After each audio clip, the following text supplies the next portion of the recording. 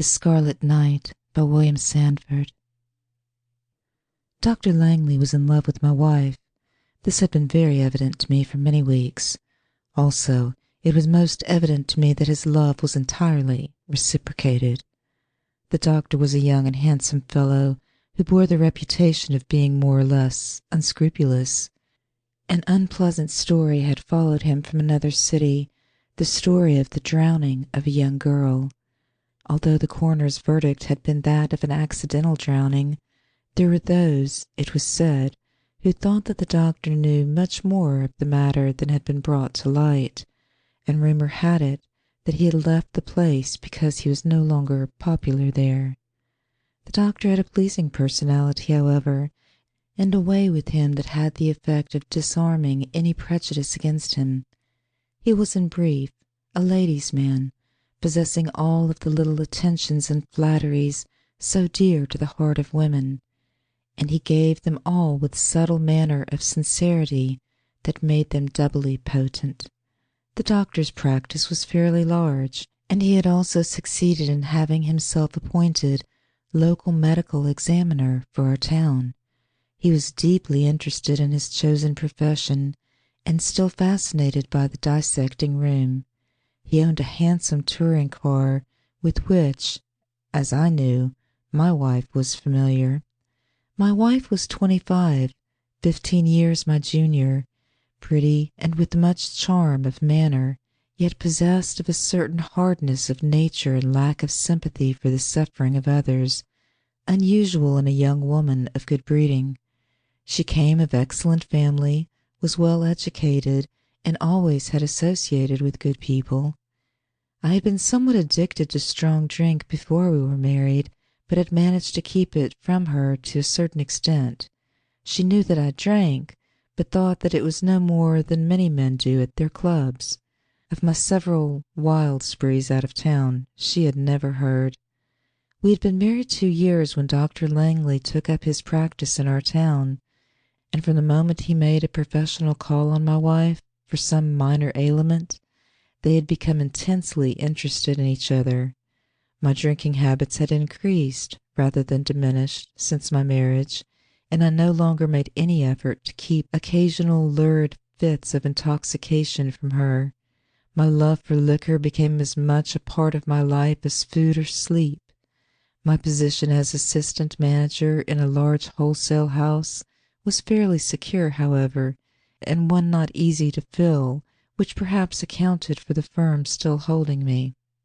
One cold, bleak evening in November, while I was playing cards at my club, and thanks to the rum runners who thrived in our town, drinking whiskey, I heard a strangely familiar voice call my name in greeting, and, looking up, I was overjoyed to behold an old friend of bygone days whom I had not seen in several years. He had dropped off on his way to another city. The time was ripe for a celebration in honor of our meeting. My friend produced a quart flask of whiskey from his suitcase, saying that it was the duplicate of one he had already sampled, and spoke to me of its age, strength, and fine quality, and the high price he had been obliged to pay for it. Thereupon he presented it to me. I thanked him heartily and opened the flask, and we all drank a couple of rounds from it. All that day and the day previous, I had been drinking more or less heavily. Cards were resumed, and we played until after midnight, when, with many a handshake, I bade good-bye to my friend, who was obliged to catch a train to reach his destination the following noon. The card game being broken up, we had a farewell round of drinks, and I stumbled out into the night. The cool air soon revived my somewhat befuddled brain. Also, I was soon shaking with the cold. Remembering the generous-sized flask of whiskey in my pocket, the gift of my friend, I uncorked it and took a long drink, rejoicing in the fact that the bottle was still almost 2/3 full. Reaching home, I went at once to my bedroom. My wife was seated in a chair by the window in her dressing-gown. As I entered, she rose, and without any preliminaries of speech, she asked that I at once give her a divorce so that she might marry Dr. Langley. She said there was no reason why I should not do this, since I might then marry some woman who cared for me, and that she would be happy with the man she had learned to love. The abruptness of her request, together with the cold, matter-of-fact way in which she put it, dumbfounded me, but, hastily regaining my composure, I flatly refused any such action, told my wife that she must remain true to her marriage vows, and that nothing would ever induce me to give her the divorce she wanted. Furthermore, I told her that the doctor was a scoundrel, that many people believed he had murdered a girl before coming to our town. At this my wife became livid with fury, accused me of deliberately besmirching the doctor's character because of jealousy, and declared that she would never live with me again. The next day, however, she seemed much changed. She was very agreeable, even tender to me. We walked about the little garden of our home as we had often done in the early days of our marriage, and I felt confident that she had decided to put the doctor out of her mind and allow our married life to go on as usual. We chatted pleasantly together at dinner table that evening, and as usual I drank a cup of strong coffee after the meal. A few moments later a heavy drowsiness came over me, and I knew no more. I awoke with a feeling of suffocation, as if 1,000 tons of weight were resting on my chest. I gasped for breath. I was suffering torture. All about me was blackness, impenetrable blackness. I moved my hands and encountered boards, above and on every side. Gradually, to my numbed senses, the horrible realization came to me, and the cold sweat started out of my body.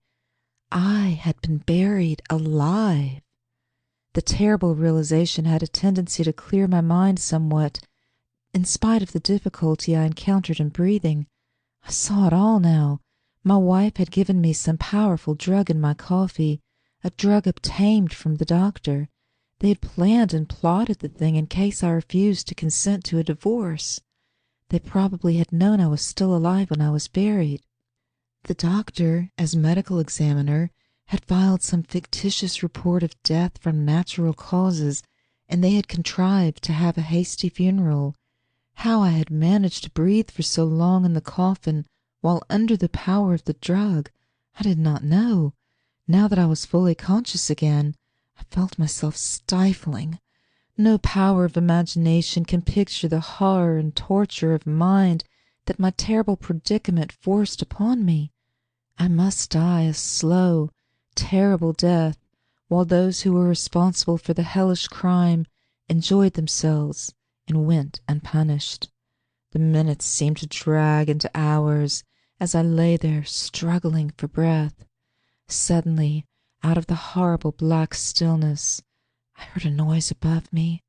Listening, with every racked nerve on edge, I heard it come nearer, nearer. At first I could not make it out, could not understand, and then suddenly the truth dawned on me with horrible intensity. The body snatchers were after me for the dissecting room. I tried to cry out, but was unable to make a sound because of my stifling condition. They reached the coffin, and I heard the shovel scraping against it. Then I found myself being slowly lifted upward, and the coffin was dumped on the ground. Now I heard a voice, and my blood ran cold, for it was the voice of Dr. Langley. The drug was an Oriental one, he was saying. It causes a semblance of death that lasts a long time, but he probably died a few minutes after he was buried. I'm anxious to dissect to see what effect such a drug has on the human body. And then, with a terrible shock, I heard the voice of my wife. I don't care. Do as you wish. I hated him from the moment he refused to give me a divorce. I could even watch you cut up his body. I struggled to rise in the coffin, gasping for the breath of life, and the lid was pried off, and, summoning all my dying strength, I rose to my feet, waving my arms wildly back and forth, and inhaling a great breath of life-giving night air. The doctor let the shovel fall to the ground without a word, and staggered and sank to his knees, while my wife gave a hideous scream of terror. Then she snatched a knife from his kit of dissecting instruments and drew the razor-sharp blade across her throat. She then threw herself upon the prostrate doctor, her blood drenching his body. My senses reeling, I staggered forward, tripped over my coffin, and fell swooning to the ground. None believed my story. Neither will you. I have told it to them all, but they will not believe it. I am in a hospital where they tell me I have been for several days. It is a prison hospital, where guards in uniform patrol the corridors, lest even the sick try to escape. They ask me if I cannot remember that I came home that night from the club in a blind frenzy of drink and found my wife and Dr. Langley together. They tell me that I choked him with such ferocity and strength that my fingers broke into the flesh of his neck. They tell me that my wife, screaming with terror, tried to escape, and that just as the people in the adjoining apartment burst into the room, I seized a razor from the bureau and slashed her throat from ear to ear and threw her body with the blood streaming from the wound across that of the doctor. Are they going to hang me for this double crime that I did not commit? They will not believe my story, yet every detail of it is as clear to me as the stars that shine in the heavens. End of The Scarlet Knight.